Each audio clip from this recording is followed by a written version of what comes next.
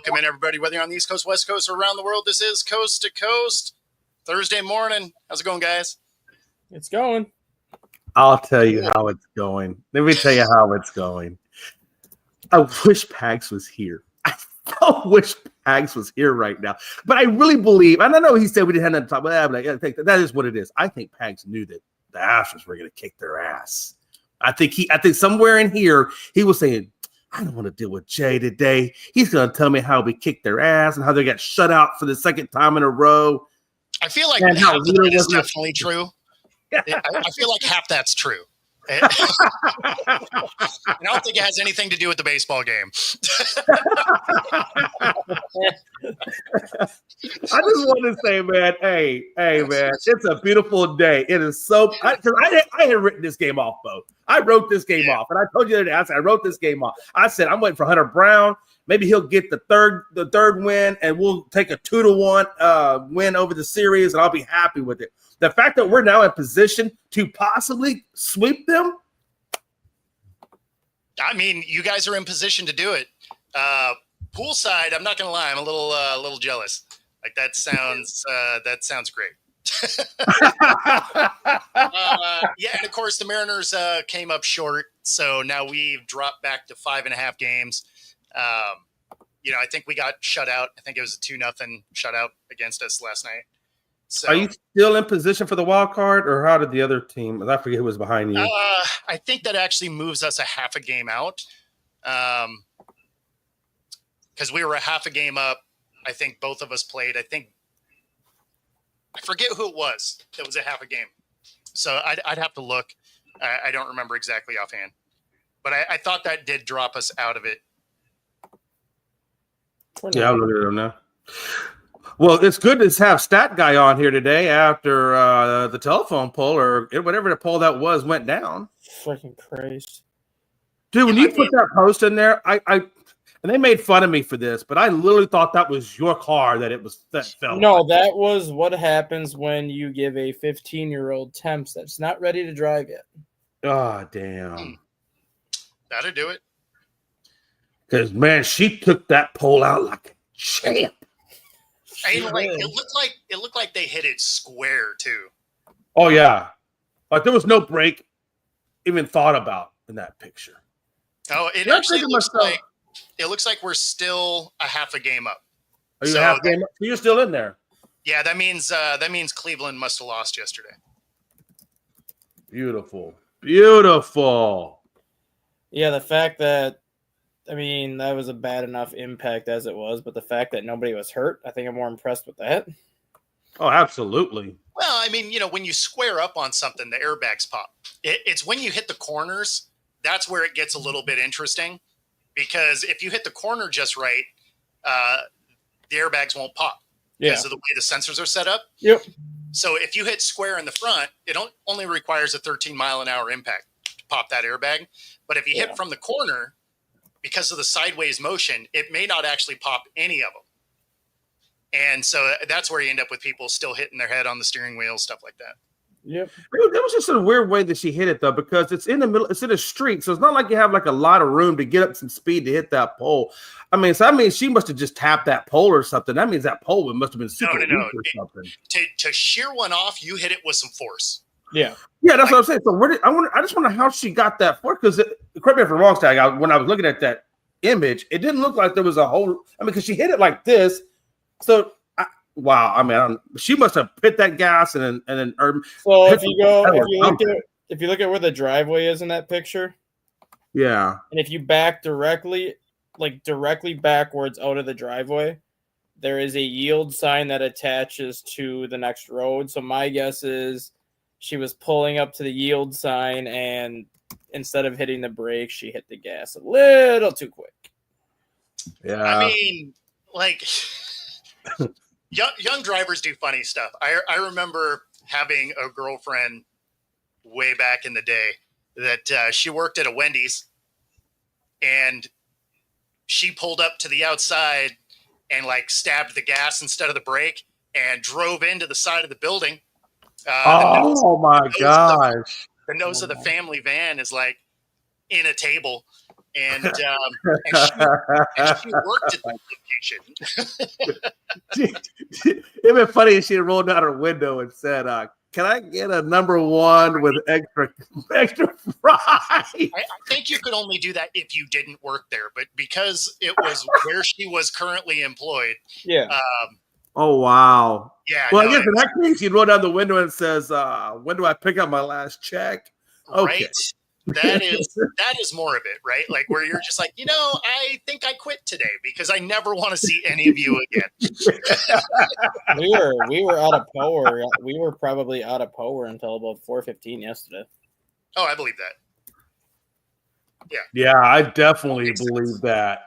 Because it's not like those crews are just coming down there quickly. Number one. Number two, oh no, they are. There's a lot of work. They're getting there probably within like 5 or 10 minutes. It's the fact that they got to shut off the power plant or the wherever. Oh yeah, the whole grid. Yeah, but no, if you take a power pole down, they are out immediately because that's a safety issue. Yeah. Oh yeah.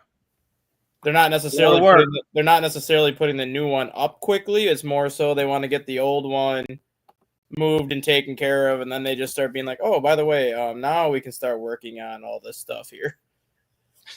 Yeah, that's a process. Power lines popping on the ground. They're like, so we'll get to it when we get to it. Like, don't worry about it. Are you outside? Are you in your house? If you're not outside, don't worry about it. We're good. We're good. Hey, Joe, put this yellow tape on that wire that says "Don't touch," and we're good. We're fine. Yeah, put a safety cone or two. We're fine. That's that little dog meme surrounded by fire. Oh, this is fine. Everything's fine. Like I feel bad because if it's somebody that literally just got their temps and like that was like one of their first times driving, they're probably not going to want to drive for a while. He's probably definitely got some thought processes going on. She'll be all right though. These young kids, they're pliable. Their brains are still molding. She'll be okay. I mean, it's the car that's not, I think, is the big concern. Well, no, that car's toasted. that car is definitely toasted. Hopefully it's good insurance, so maybe the insurance will be forgiving. That's how you make an entrance, though, right? I mean, the pole feels like a rookie move next to where you work, right? Hey, it makes for great stories when she's on dates. Hey, would you mind? No, I can't. I don't touch cars anymore. You have to come pick me up if we want to go on a date. I don't drive. I think what would actually be even funnier is if that girlfriend happened to be watching this show, because she'd be like, "That asshole."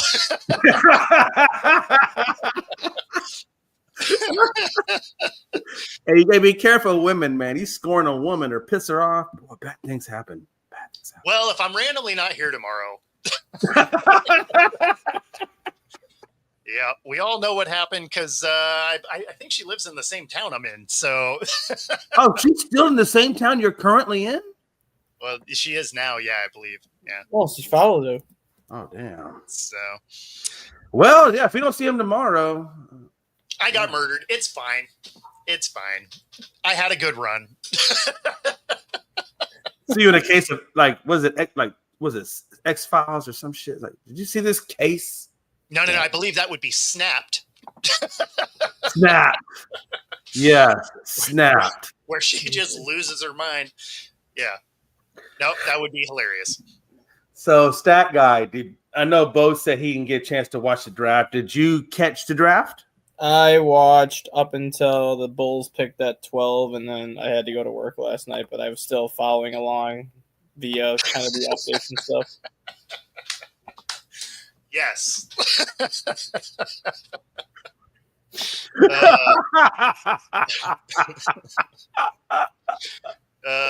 Even better in the hole in front of Dustin's place, because that would also mean that the car ran through it. If you see me sitting outside tomorrow, that means the person that hit the telephone pole decided to drive through my living room. Exactly. So I felt like I felt like the Spurs did a good job drafting, and I really felt like Utah did a good job No, it's drafting. the Brooklyn Nets, who became the first team in NBA history to have 5 first-round picks. Well, that one too. Brooklyn did a good job drafting. They just but did when you're what- drafting 5 players, I mean, it's hard not to. Well, no, because usually when a team has like 5 first-round picks, they typically package 2 of them, maybe 3 of them, to get like better players to like help them compete immediately. The Nets basically took a page out of Oklahoma City, having all these first-round picks like Oklahoma City accumulated for the years. But instead of like using them in like a yearly process where they take 2 this year, 2 this year, 2 this year, they just took all 5 right away, and they're like, well, these are the next 5 players that we're going to build around. We have 3 more first-round picks next year. Let's see what we can do. Yeah, I mean, that's the way I'm looking at it. Like, you don't even need to package it. Like, you have so many first-round picks coming to you that, I mean, just go select a team. I mean, seriously, right? Select a damn team. Let me ask you this, and I was talking to Bo about this before the show went on. So Ace Bailey wanted to go to Washington. He wanted to go to another team. Oh, the New Orleans Pelicans. Yeah. And Utah winds up snagging him up. So clearly his methods of approach didn't work for him, right? So he didn't want to go to Utah, but Utah took him anyway. Was that a good choice for Utah to take a player that really wasn't going to be happy there, or wasn't one of his selections? He's a heck of a player, so he's got 2 options. He either A, signs the rookie deal, or he doesn't.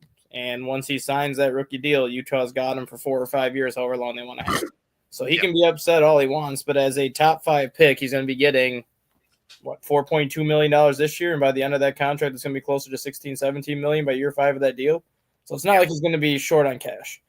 But the other one that I think is even more interesting than the Ace Bailey was who the Raptors took.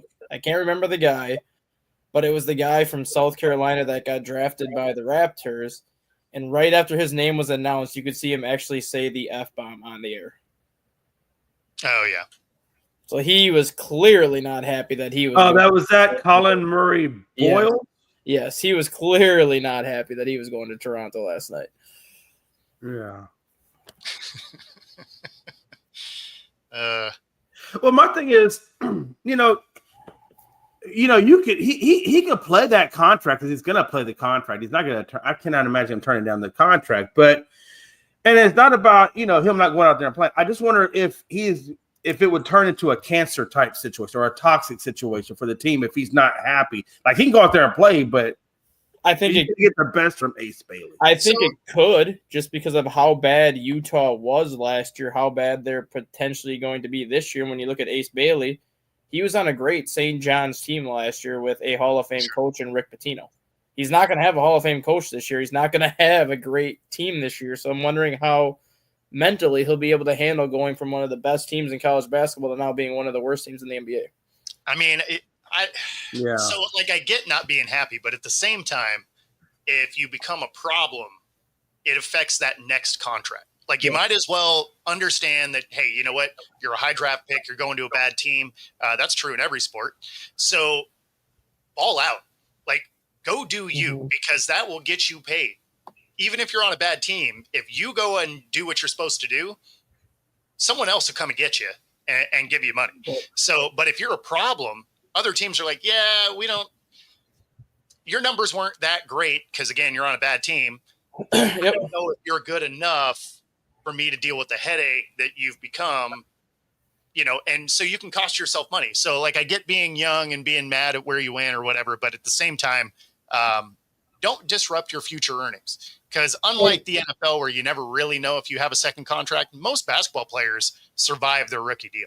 Yes, and you look at also, I mean, Utah also got Walter Clayton. He was drafted by the Wizards in 18, but that pick was traded to Utah. So, like, Walter Clayton Jr., I think, is going to be even a bigger pickup than Ace Bailey for Utah, because he's a proven player that is proven to show up in big games. And I think if Ace Bailey if he actually goes into this and says, you know what, I didn't want to be here, but I'm going to do my best. If he really goes in there with a good mindset, and you put him in that Walter, that's what I'm saying, Walter. That's why I feel like they drafted really well. If they do that, that could really get Utah started. And that's what as a player, that's what you need to do, right? Like, especially if you can do something that changes kind of the culture there, right? Like if you can come in and become that leader, you know, be the shining spot of a bad team, you know, again, that says good things moving forward when you're not on that team. Or who knows, maybe it turns that team around. I mean, half the league makes it to the playoffs. I mean, so more than half now if you come to playing rounds. No, that's what I mean. So like, what, 50 wins and you're in. Well, the team that I thought 45 wins, really. The team that I'm kind of confused with what they did, but I'm also intrigued to see how they go about doing it is the Phoenix Suns, because they got the number 10 pick as part of that Kevin Durant trade. So Houston drafted they got Malawach, who is a 7'2" freak of nature athletically, but he's just not offensively polished yet. But then later, the Phoenix Suns traded for Mark Williams from the Charlotte Hornets, another 7'2" freakishly athletic center who's also from Duke, the same spot as Malawach, but they're kind of both the same player. They're both 7'2". Mark Williams is about 215. Malawach is about 290. They're both long. They're both athletic, and neither one of them is like a polished offensive player. So I'm curious to see in Phoenix how they go about using both of them, because they really haven't had that true center since Ayton was there. Like Yusuf Nurkic isn't terrible, but he's not what DeAndre Ayton was. But both of these players are taller than Ayton was, and they're more athletically gifted than what he is. So I'm curious to see what they do with those two.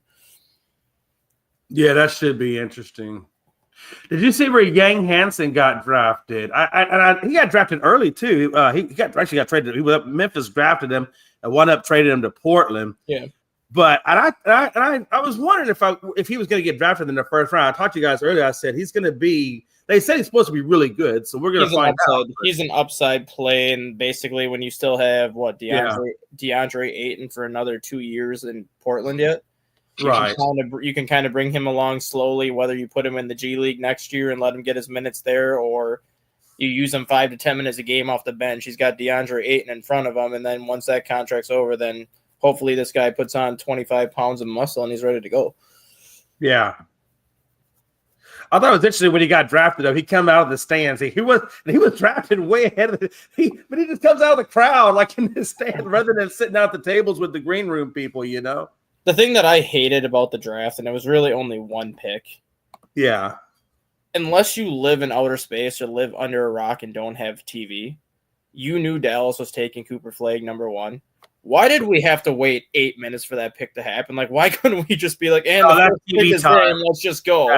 That's TV time. That's exactly what it is. I know, but it's just like that's the stuff that annoys me with the draft. Like, I get like it's your TV time and like whatnot, but like you know who the number 1 pick was going to be this year without question.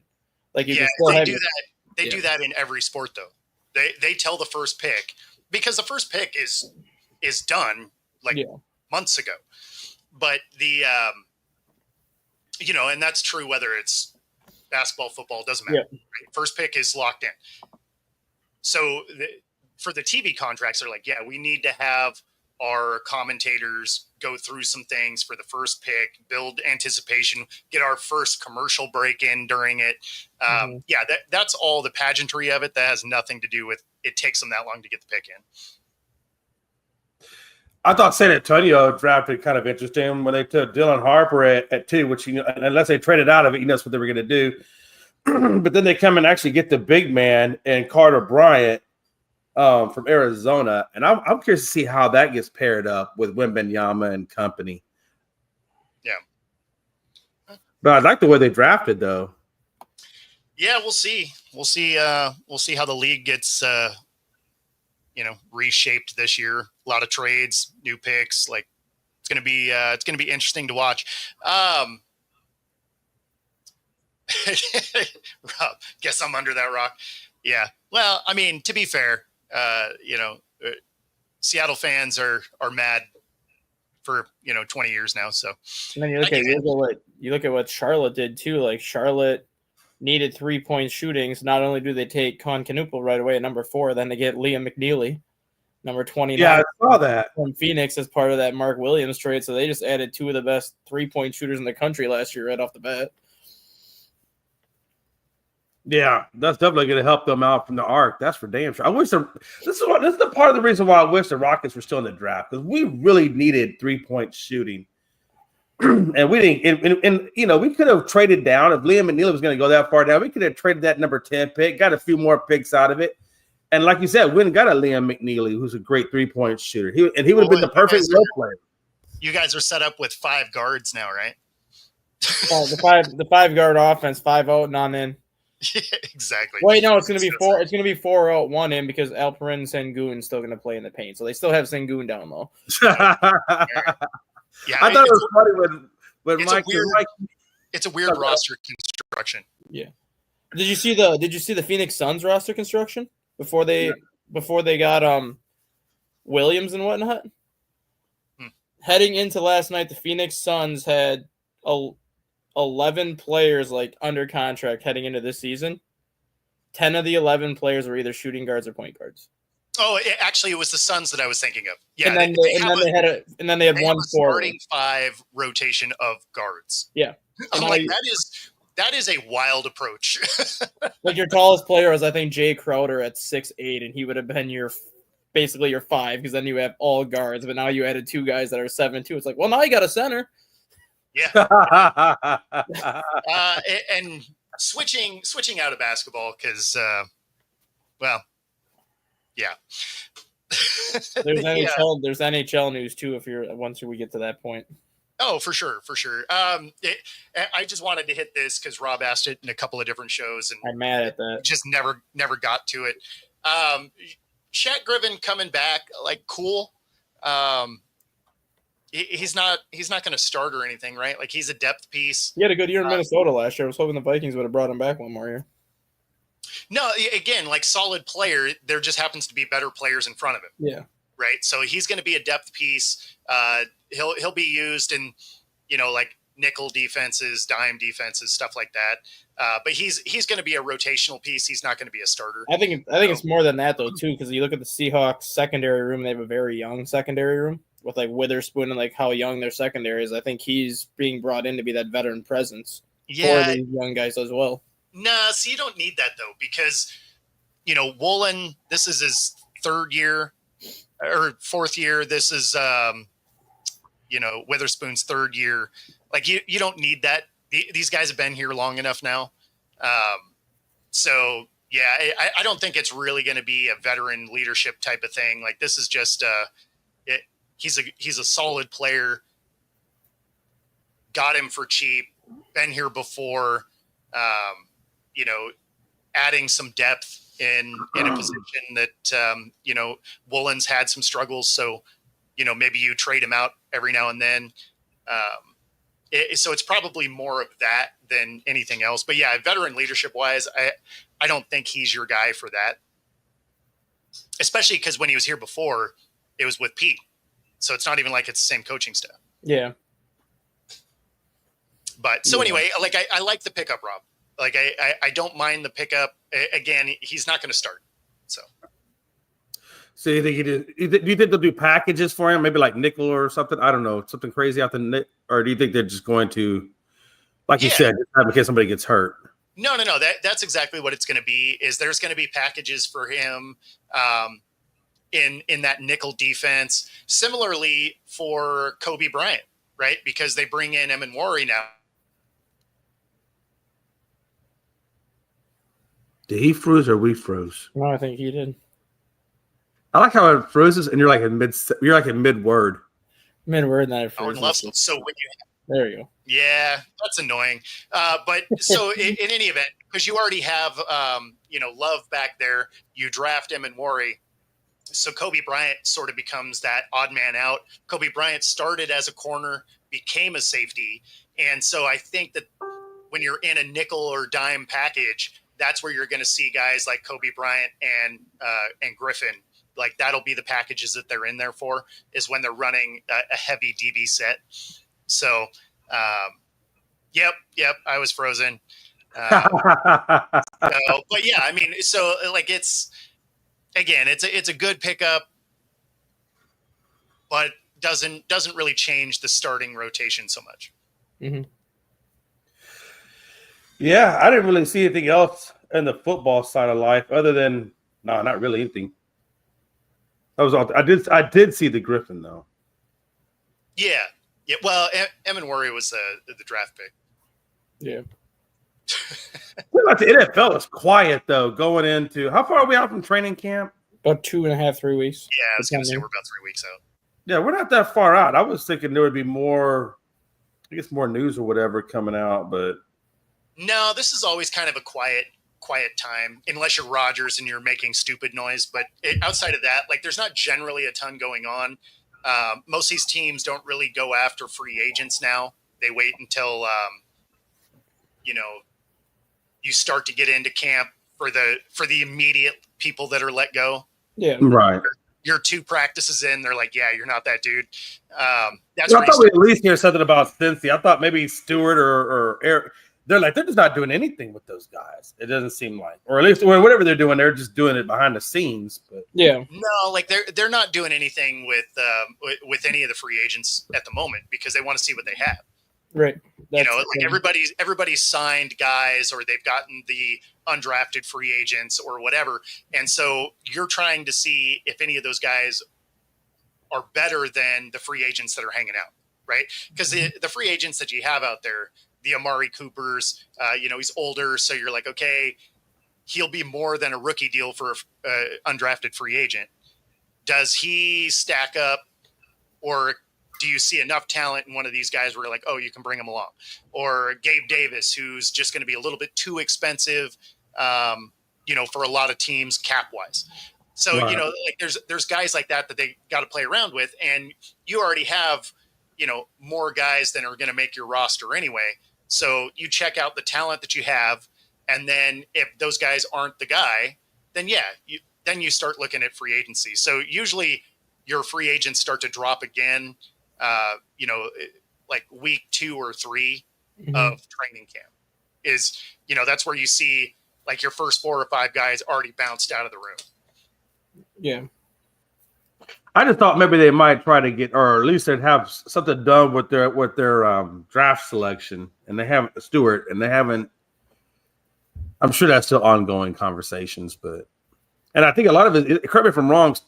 The issue is with the guaranteed money, right? I mean, that's he doesn't Yeah. have a say in that, which I don't think he realizes. Like rookie deals, you have no say on what your guaranteed money is. It's a select. So rate that you get. That part's not actually entirely true. The dollar figure is set. Yeah. Whether or not it's guaranteed, that is negotiable. The value of the contract isn't, but how much of it you're guaranteed to see kind of is, which is why you've seen a couple of second rounders get fully guaranteed contracts, which is not something that has been a thing before. That's why we've talked about it, because it's like, first rounders have done it before, but second rounders haven't. Yeah. And so that is where, there's so many of these second rounders that are holding out also, because they're like, hey, a couple of guys in this round got guaranteed money. I want that guaranteed money too. The teams that did that set a new precedent. So, it's just the Bengals fumble in the bag. I mean, they seem to do it. They're going to start slow again, especially if they can't figure out how to get a defensive squad on the field. So, yeah, it should be interesting. Do you see? Not to go back to basketball, but you see, Caitlin Clark has a groin injury now. Yeah. I mean, so we'll get to the WNBA. Okay. Yeah, we'll get there, but. Scott, I do think it'll be played very similarly. That's why week 1 and week 2 of the season sucks, right? Because a lot of the starters haven't played, and it just ends up being really sloppy football for the first couple of weeks. And the teams that do play their starters in the preseason are the ones that usually start out a little bit quicker. Yeah. So, I mean, unfortunately, you're just going to see a lot of teams do what they did last year, where nobody's going to play in the preseason, and it's just going to be really ugly football week 1, week 2, maybe week 3, depending on the team. So, sadly, yes, I think they're going to play it very similarly. So I'm curious if they go to that, like we were talking about the last time. If they do ever get to that 20-game schedule and just go to team practices or co-team practices or whatever. Yeah. how that actually affects the health of the players, since they don't have to necessarily play the preseason, they just do the jointed practices. If that will improve the injuries, No, since they're playing 20 games, if that would take something off of that. no, not really. I mean, because if you go to two preseason games, Right. or I guess in the 20 game situation, you're just not doing preseason at all. But let's say they go to 18 first, right? Which is more likely. You have 2 preseason games, you have an 18 game schedule. That means 0 starters are going to play those first 2 weeks, right? You're going to have starters kind of play in the joint practices, but there'll only be 2 of those anyway. Yeah. Right. And so you're still going to have to evaluate talent during those. So a lot of that's still not really live reps. Like, they can't go after a quarterback. They're not out there teeing off on people. So it's the joint practices, although good, still aren't game speed, right? Right. Then you're going to have 2 preseason games where, let's be honest, most of the people that aren't going to be on the roster are going to play, right? Which means your first real live action for 90% of starters in the league will be week 1. Will that game be any good? Nope. That will be a terrible game. And rightfully so, right? Like, the defenses will look good. Right. The position groups that require kind of unity and movement and timing, those are the ones that'll look terrible, which is why week 1, the last couple of years, your offensive lines have looked horrible. Yes. Timing routes to receivers, terrible. Because I don't care how many times you run the route, it ain't game speed. Like, you could run as hard as you want in practice, in a field, whatever. It's not game speed. Right. So, yeah, it's unfortunate because they're watering down the product of the NFL by having these guys playing preseason level football in the regular season. And that's what I'm wondering too. From an injury standpoint, since they're adding more games and taking the preseason games, and like you said, taking the starters aren't getting the reps, just the people they're trying to evaluate gets the reps. It just seems like that's what's really hurting it from a injury standpoint, right? I mean, and I wonder if that is also hurting the game because you're losing a lot of your key guys to injuries. Yeah, well, I mean, and that won't change. Like, that'll continue to get worse because, again, you got these starters that aren't in any kind of live reps. So you're going from 75% to 100% in real time, right? Because, I mean, so many of these guys don't even take a snap in preseason anymore. Certainly when they get to the 20 game, whenever that happens, you're not going to have any live reps. You're just going to go from, the practice field to 100% go. I would imagine you're going to see a lot more soft tissue injuries because they're not allowed to hit most of the time. So right. Yeah, it's not a great situation. The Hall of Fame game will be all people that will be working at Target later, right? Like, it'll be the one preseason game that doesn't count to the regular season. And right. Yeah, it won't have any starters in it. Or if they do, it's for like a quarter maybe, and that's it. Mm-hmm. I like that back when we had the 16 game schedule, and your first 2 weeks were just people trying to make the roster, and then week 3 they would start slowly integrating the starters, a limited number of reps, and then by the time you got to the end of preseason, it was all your starters playing the full thing, and then you went into the season. It seemed like that was a better formula. I know you get less starting games, but it seemed like that was a better formula for keeping players healthy and better, like you said, better product on the, like, game 1 was game 1 because you had all this leading up to it. Yeah, no, I preferred the 16 game season with 4 preseason games because it gave them 2 of those games to evaluate talent, and then it gave you 2 of those games to get your starters up to speed, right? Right. So game 1, a lot of times your starters had like the opening drive, right? And then that was it. And then game 2, they played for, 2 drives. Game 3, you played like most of the first half. They might do like a 2-minute drill at the end or something. Mm-hmm. And then game 4, they usually had like a quarter or something. But the thing is you were actually taking live reps, right? Like it was ones versus ones most of the time. So you could actually evaluate some talent. Now it's all the guys that aren't going to make the squad. And, everybody seems so surprised when guys get cut. And I find it hilarious because you're looking at, 92 guys for a 53-man roster. Yeah. You have a month to whittle that down to their 53-man. Yep. So, yeah, it's going to be just little things that bounces guys out, because it's not like they don't already have 45 of those guys figured out.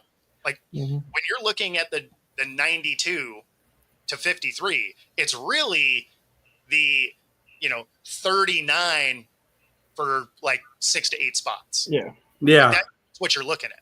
And so I think that's the element that a lot of people forget. It's like, yeah, you're not trying to figure out your 53. You're trying to figure out the last 6 or 8 spots That you're not 100% sold on. Yeah. And you actually already have guys that have filled those spots. So it's not like it's just, oh, we got to find a guy. It's like, no, we already got a guy that was there.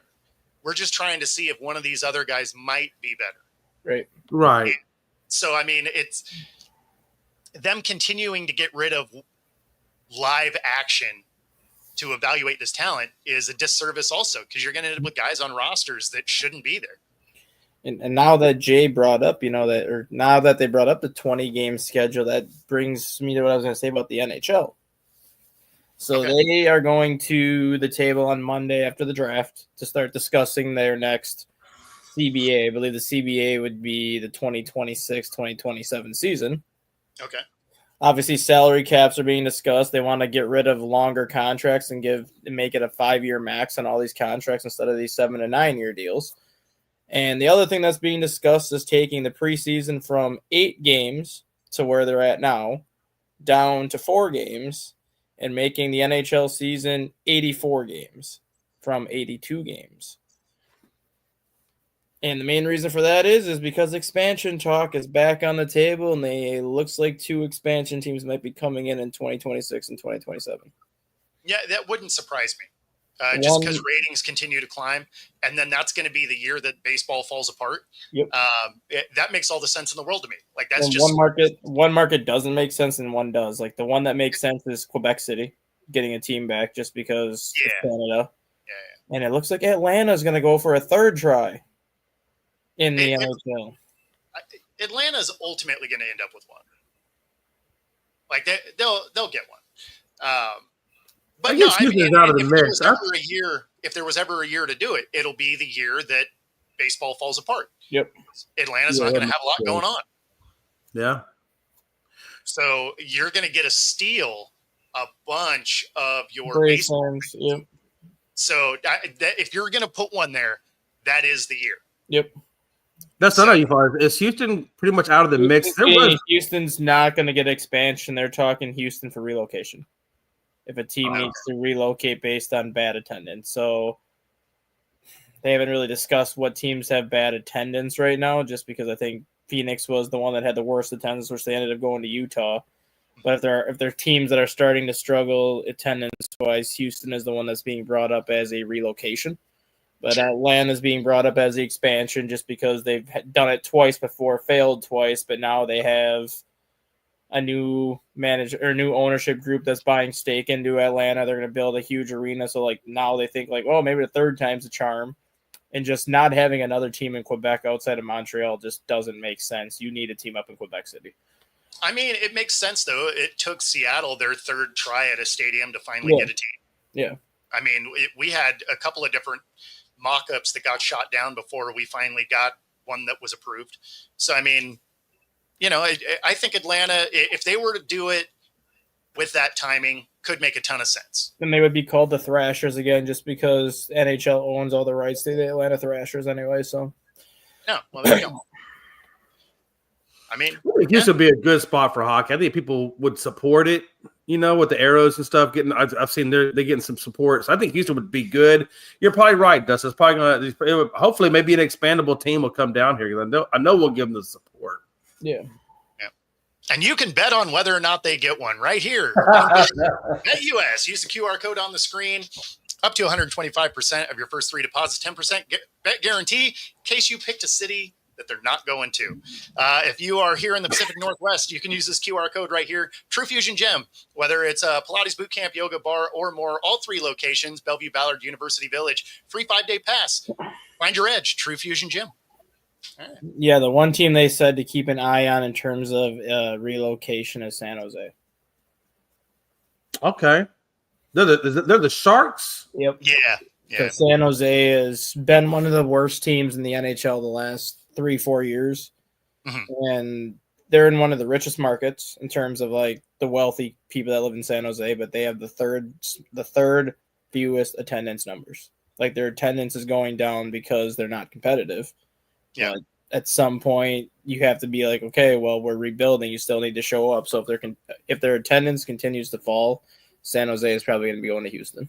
I mean, that's the problem with California in general, though, is there's always too much other stuff going on. Yep. So support for bad teams is never a good thing. That's why I always laugh when, they want to keep putting teams in LA, right? And it's why LA goes with, they'll end up with no teams and then they'll have a bunch of teams. And it's because there's just too much stuff to do. So you could go watch a terrible Chargers team or something, or, you just go to the beach. I'm good. Yeah, no, it's and I get why they want to be there, right? It's a huge television market and all of that. Yeah, and they're the only one. They don't have another, like, of the 4 major sports. They don't have a major sport in San Jose besides the Sharks. So, like, that's no, I know they don't. Yeah, but San Jose is close enough to other stuff. Yes, and there's still so much other stuff to do. Yep. Like I used to spend a ton of time down there. Yeah. So I used to spend every summer down in, the San Jose, Watsonville area. So, yeah, I mean, there's too much other stuff to do. So if you have a bad team, nobody cares. They're just like, yeah, cool. I'm just going to go do something else. All right. Wow. Yeah. But yeah. So anyway, I guess we'll hit on the Caitlin Clark action. So yeah, she injured again. And it's funny because fans have been saying, "Oh, she's not a good shooter," and because she struggled, quote unquote struggled the last few games. Yeah, she hasn't gotten the points, but her assists, the last 3 games, she has like 28 assists, right? And that's because teams are doing this. With Caitlin being able to pull up from the logo, does that change your defensive spacing at all? Well, I mean, there's certain players that, yes, of course, the fact that she can hit the logo 3, but it's more so that's someone you just have to pick up high anyways. There's certain players that you just have to do that with. Kelsey Mitchell's the same too, just because you don't want them to get any kind of momentum. So, yeah, obviously the logo 3, you always have to have a hand up and be ready for it. But I think it's everything that she does that makes you have to have a high pickup point on her. Thank you for your time. So, yeah, that was the key right there, a high pickup point. And when they were here in town, they were picking her up at, at a minimum half court. Sometimes they were basically playing almost full court press on her. And so, yeah, obviously she's not going to score a lot, right? Because she has too many people. They were swarming around her. A lot of times she had 2 players in front of her. So the assists go up because she has to dump the ball out. And then when she does jack a shot up, it's not a clean shot because she has multiple people in front of her. So people are calling her out about, oh, yeah, their shooting percentage is down. And I think she's currently 55th in 3-point efficiency. It's like, well, yeah, if you got 2 people in front of you, you never get a clean look. You know what happens to your shooting percentage? It drops like that. That's the thing. So you know what that does open up? The other players on your team. And that's why when they were here in town, one of their players hit for 31 points. Well, yeah, because you're going too much at one player. It opens up other people. And so, yeah, it's yeah. So, and that's my thing too, right? So, and I hear what you're saying. I feel like, that's what makes great players. When was it Hooker? I missed you. I feel like, the great players, when they are double teamed or their shot isn't there because they are being double teamed, the great players always find ways to commit or to, what's the word I'm trying to do? They basically get the other parts of their game involved, the assists, the rebounds. They get other people involved. And that's the beautiful thing about it. She doesn't have to score a lot of points. The fact that she pulls that attention away, that opens up the other parts of the game to become effective. And she can be effective in more than just one way. She can actually affect the entire game just by her presence on the floor, because when they do double teams, like you said, the assists are going to get greater, their rebounds are going to get greater, and that's team basketball. But it also shows you how dominant she can be. Well, and that's exactly the thing, right? Is they're respecting her enough that she has to deal with a double team. But what that does is that means somebody is open. So if you are really good at moving the ball around, you're going to get that open look. The other thing that, really hurt them against the Fever was they got demolished on the boards. So they had 20 second chance points, right? The Fever actually had more offensive rebounds than the Storm had defensive rebounds. Like that should never be a thing. So there was some issues on that front. But yeah, Clark didn't have a great stat line. But the assists let you know that they were swarming her. Other people were getting the ball dished to them. Oh, yeah. Yeah. And so that's just good basketball, right? Like, that's just smart planning.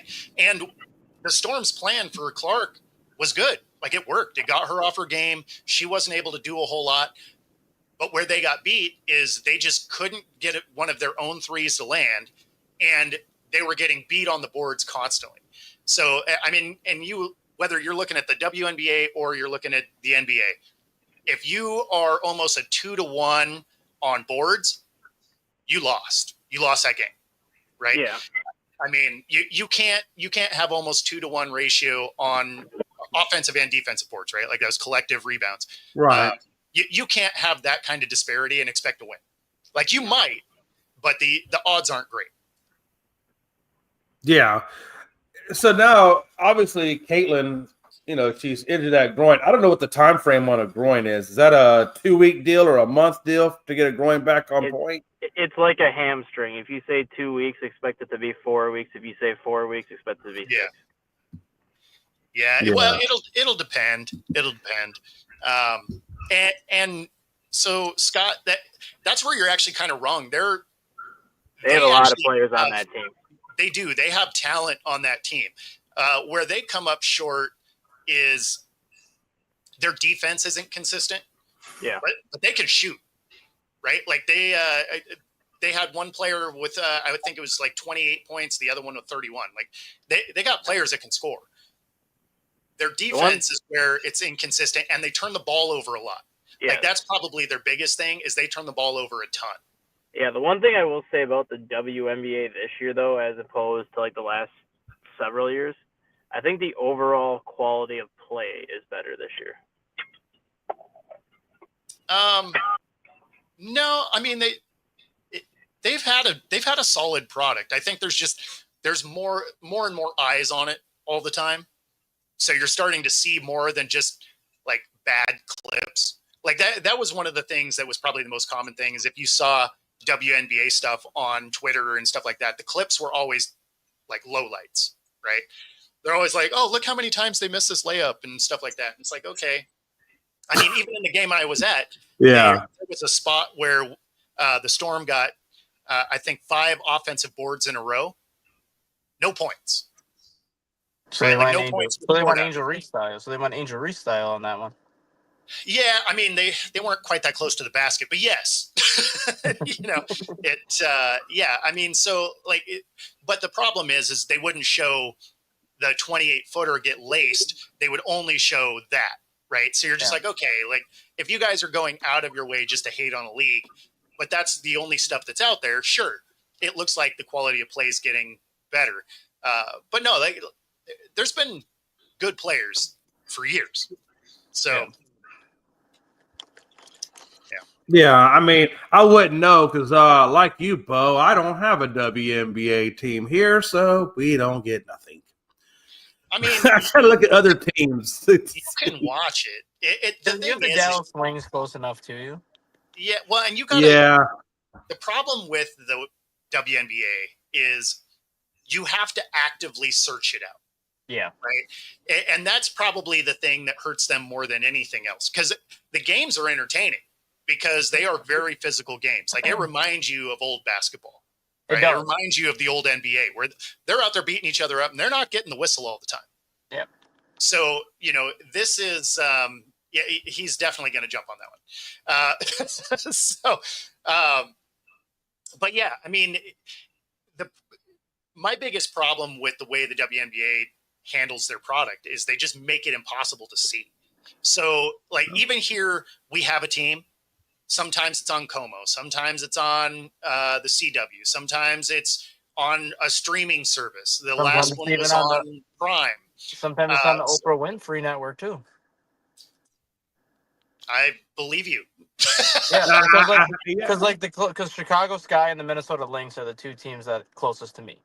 Okay. And then Indiana Fever, too. But most of Caitlin Clark's games are national broadcast games. But, like, the last 4 games the Chicago Sky have been either on the Ion channel, whatever that is. Yeah, no. So Ion is one of them they play a lot of games on. Or the Oprah Winfrey Network. I'm like, if you want to, like, completely alienize your fan base, put the WNBA on the Oprah Winfrey Network, because there are not too many men that are going to tune into the Oprah Winfrey Network for anything.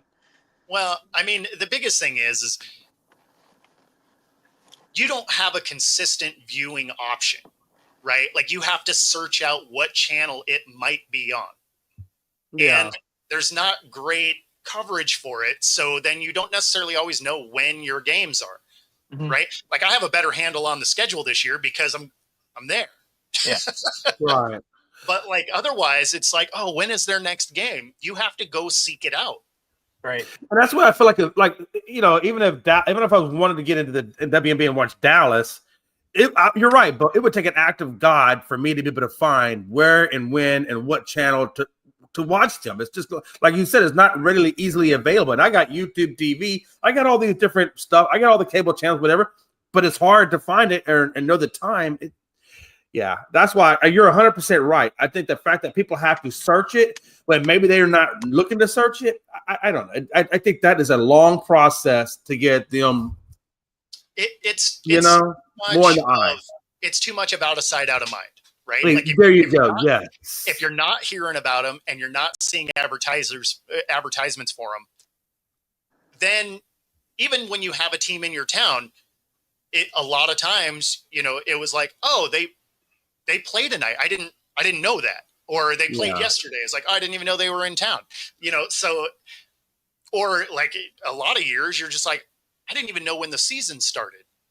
Right. And so it's so weird that they advertise in a way that it makes it hard to find.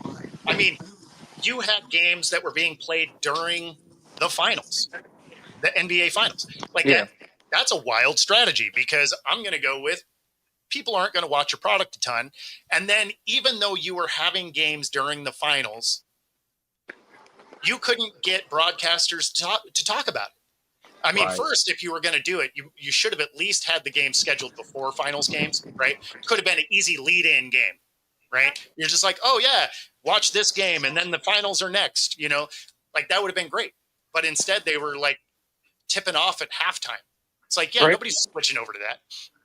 I think it just goes back to the age-old question of marketing. They just don't market, whether it be the NBA helping the WNBA or the WNBA or whoever, or even the individual teams themselves. There's just not a whole lot of marketing to your point. If it's out of sight, it's out of mind. So how do you grow something when you're not putting it in front of anybody? No, and that's the thing is, that's where the tinfoil hats come out and be like, okay, is this just being used as a tax shelter for the NBA because it's a $40 million a year loss? And, it started to do a little bit better. So they put expansion teams, which guarantees it loses money more. Right.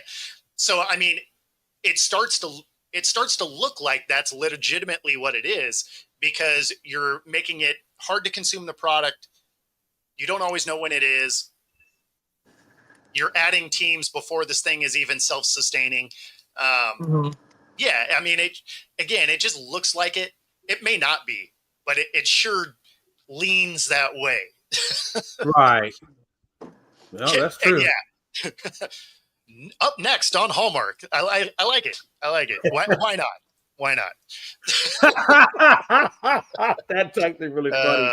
That's actually really funny. And that really is the thing, because even here locally, like, sometimes a lot of times it'll be on Ion.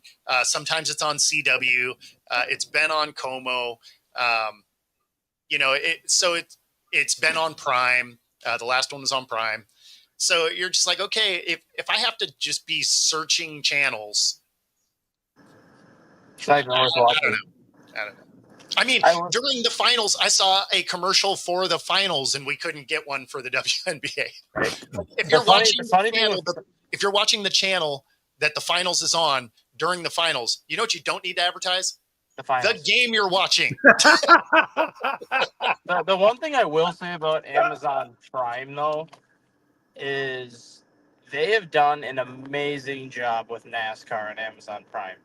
Like what Amazon Prime has done with the NASCAR broadcast, I kind of hope I know they have the Fox contract because of the Daytona 500 and some of their bigger events and whatnot. Yeah. But I'm at the point now where if you want to have the Daytona 500 and the Coca-Cola 600 be like your only two nationally televised races, I'm good with that. Just keep everything else on Prime, because NASCAR on Prime is actually very impressive. Well, and even the NFL on Prime has gotten better, right? Like the broadcast is getting better. It's funny because people hate on Al Michaels. I find him hilarious because you can tell he doesn't care anymore. Yeah. So he says wild stuff that would never fly on network, and I appreciate it. I'm like, yeah, I was thinking that same thing, right? So, like, as much as people hate on Al Michaels, I like this stage of his career where he's on a network that he can get away with saying stuff that is out of pocket a little bit. So. Yeah, you did the same thing on the Netflix games too. When they did the Netflix football games on Christmas last year, you had a lot of that stuff. No, for sure. Well, again, because it's not national TV, so you don't have the same FCC regulations on it, and so I appreciate some of that stuff. And one thing I will say with Prime, when it comes to just sports in general, is in their suggested for you stuff, those games do pop up. Right. Like if you watch any kind of sports on there, it will suggest the upcoming games, which is, that's a good thing, because then you do get the notification at the top of the screen when it's a Storm game is coming on, or there's an NFL game coming on, or race or whatever. In that top 10 suggested for you, those things pop up. Yeah. So, I do appreciate that a little bit. Yeah, I know. Like tonight, both the games tonight for the WNBA are going to be on Amazon Prime. I did see that. So, yeah, I mean, I think Prime is looking really good right now. I'm glad I actually subscribed to it because, again, it's hard to find stuff. And I just think the WNBA, if they want to grow that audience, like you said, Bud, they're going to put it in front of people. Yeah, they just need to make it easier to find. It's, even when you think of the NFL, how many times does it bombard you with their schedule? Non-stop. And if you have Amazon Prime, I would stick with it, because I think within 2, maybe 3 years, whether it's NBA League Pass, NFL Sunday Ticket, or any of these like special like sports packages that people add on to cable, I think they're all going to be just through Amazon Prime in a couple of years. I mean, nobody's getting rid of Prime. You have it for the free shipping, and then it's just a bonus. But I'm just saying, in terms of like, I think people are gonna be able to get away from like all these expanded cable packages on like the networks, like on like YouTube TV or like whatever cable you have. So I think everything's just gonna be able to come through Amazon Prime within the next couple of years. Yeah, no, I mean, absolutely. It's growing into a major titan when it comes to live sports.